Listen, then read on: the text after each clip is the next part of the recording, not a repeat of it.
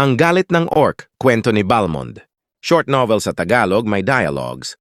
Sa gitna ng kadiliman ng Shadow Abyss, kung saan ang lupa ay amoy dugo at usok, isang nilalang ang sumisigaw sa langit. Isang mandirigma na may balat na berde, mga mata na pulang-pula sa galit, at hawak ang dambuhalang palakol. Siya si Balmond, ang kilabot ng mga orc. Isang gabing madilim, habang ang mga alon ng kasamaan ay unti-unting lumalaganap sa Land of Dawn, nagtipon-tipon ng mga orc sa isang apoy. Lumapit si Balmond sa gitna at may nagsalita. "Balmond," sabi ng isang matandang orc, "bakit mo pa sinusunod ang mga demonyo sa Shadow Abyss? Hindi ba't ginagamit lang nila tayo?" Humagik-gik si Balmond, ang kanyang boses ay parang kulog. "Ginagamit nila tayo, oo." Sabay tingin niya sa madilim na ulap sa itaas. "Pero balang araw, sila rin ang babagsak sa lakas natin." Umugong ang sigawan ng mga orc, sumisigaw ng kanyang pangalan. "Balmond! Balmond!" Ngunit sa puso ni Balmond may isang sugat na hindi makikita sa labas. Noong siya ay bata pa, saksi siya sa pagkawasak ng kanyang sariling tribo, hindi dahil sa tao, kundi dahil sa mga traitor na nilalang ng Shadow Abyss mismo. Ginamit sila, pinangakuan ng kapangyarihan at pagkatapos, itinapon. Isang gabi habang nag-iisa, kinakausap niya ang sarili, "Hindi ko hahayaang maulit ang kasaysayan. Hindi ako magiging alipin. Ako ang magiging kamatayan nila." Dumating ang araw ng malawakang labanan. Inutusan si Balmond ng isang demonyong pinuno. "Sumugod ka at sirain ang mga tao. Dalhin mo sa amin ang kanilang mga espiritu." Ngunit sa halip na sumunod, ibinalik ni Balmond ang kanyang palakol sa lupa, lumikha ng malalim na bitak. "Hindi na ako alipin ninyo," sigaw niya. Nagimbal ang mga demonyo. "Isang orc na nagtaksil?" Sa isang iglap, si Balmond ay sumugod. Ang kanyang palakol ay sumibak ng mga halimaw. Ang kanyang galit ay parang bagyong hindi mapigilan. Sa gitna ng kaguluhan, nilapitan siya ng isang batang sundalo ng tao, sugatan at nanginginig. "Bakit mo kami tinutulungan?" tanong ng bata. Saglit siyang tumigil at ngumisi. "Dahil kahit ako may karapatang pumili, at pinili kong sirain ang mga tunay na kaaway." Muling sumabog ang labanan.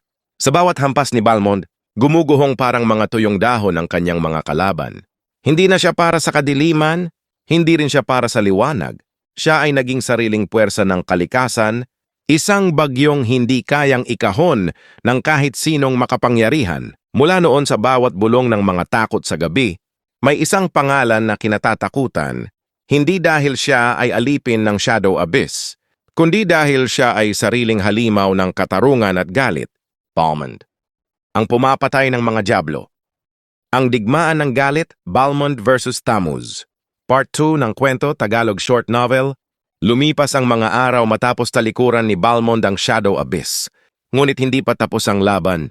Sa ilalim ng nag-aalab na langit, sumiklab ang isang labanan na yayanig sa buong Land of Dawn. Si Balmond laban sa pinuno ng mga demonyo, si Tammuz. Sa gitna ng isang nasusunog na kapatagan, nagharap sila. Humakbang si Tammuz. Ang kanyang buong katawan naglalagablab sa apoy ng purong kasamaan. Hawak niya ang dalawang nagbabagang sandata habang nakangisi ng malupit. Balmond, anya, isang dating asong sumusunod sa Shadow Abyss, ngayoy nag-aastang bayani." Hindi kumibo si Balmond. Hinawakan niya ang kanyang dambuhalang palakol at sumulyap sa paligid. Abo, bangkay, at wasak na lupa ang iniwan ni Tammuz. "Hindi ako bayani," mariing sagot ni Balmond. "At lalong hindi ako alipin mo." Umalingaw-ngaw ang tawa ni Tammuz, parang isang halimaw na dumadagundong ang boses. "Kung gayon," sabi niya, "papatunayan ko kung gaano kakahina laban sa isang tunay na mandirigma ng Abyss." Walang babala, sumugod si Tammuz, nag-iiwan ng bakas ng apoy sa kanyang dinadaanan. Sinalubong siya ni Balmond, buong lakas ang pag-ikot ng kanyang palakol. Klang! Nagtagpo ang kanilang mga sandata, nagbugso ng napakalakas na enerhiya na nagpalipad sa mga bato at abo. Sigaw ni Balmond habang paulit-ulit ang palitan nila ng mabibigat na atake. "Hindi mo ako matatalo, traidor!" Singhal ni Tammuz habang naglalagablab ang kanyang katawan. Ngunit hindi umatras si Balmond. Sa bawat hampas ni Tammuz, tumitindig siya. Sa bawat sugat, lalong naglalagablab ang kanyang galit. "Hindi ko kailangan ng awa mo, Tammuz," sigaw ni Balmond. "Ang tunay na lakas ay hindi mula sa kadiliman. Ito'y mula sa sarili." Muling nagkasalpukan ang kanilang mga armas. Palakol laban sa apoy, halos sumabog ang lupa sa lakas ng kanilang banggaan. Habang naglalaban, napansin ni Balmond ang kahinaan ni Tammuz. Sa bawat galit ni Tamus, nagiging pabaya siya. Hindi niya kayang kontrolin ang sarili. Sa isang huling pagsikad, umatras si Balmond ng kaunti. Halika! Sigaw niya, iniakit si Tamus sa bitak ng lupa na nilikha nila sa labanan. Puno ng galit, sumugod si Tamus ng hindi nag-iisip. Eksakto! Dinala siya ni Balmond sa patibong. Sa isang huling sigaw ng lakas, pinaikot ni Balmond ang kanyang palakol sa hangin. Nag-ipon ng lahat ng galit at alaala ng kanyang tribo at buong puwersang inihampas ito kay Tamus. Ra! Bomb! Gumuho ang lupa at nalunod si Tamus sa ilalim ng apoy at bato. Hingal na hingal si Balmond pero matatag pa rin ang kanyang paninindigan. Lumapit siya sa gilid ng bitak at sumigaw pababa. Hindi ko ginagawa to para sa mga tao. Ginagawa ko to para sa lahat ng nilalang na pinagsamantalahan ng kasamaan mo. Sa huling pagkakataon, nakita niya ang mga pulang mata ni Tamus na unti-unting nilalamon ng kadiliman.